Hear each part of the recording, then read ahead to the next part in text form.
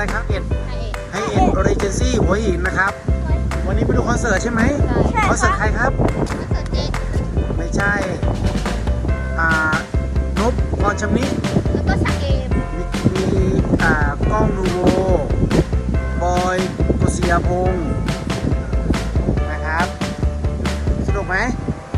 สนุกฮะอะไรนะขับไปไหนกันล่ะไปแล้วเหรอไปงานมาวา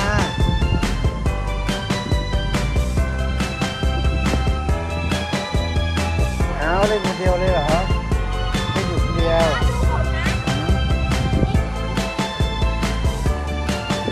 อ้าวแสบตา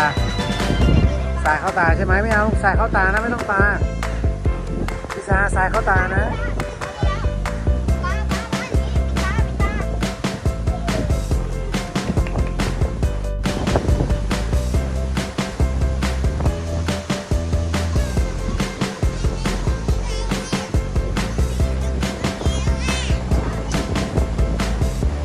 ไปไหน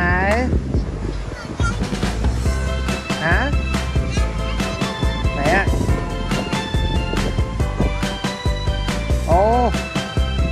อยู่สกายเลย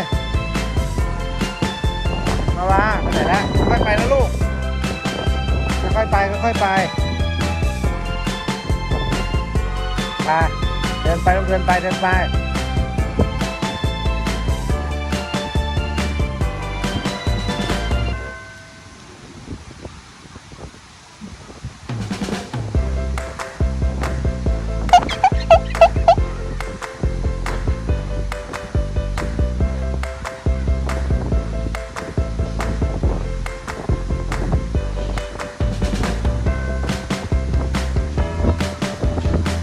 โอเคเก่งมากเพื่อนมาแล้ว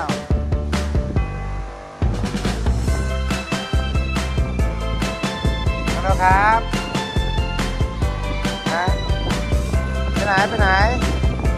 พิซาตามหาน้องเลยน้องไปไหนพิซาน้องไปไหนมา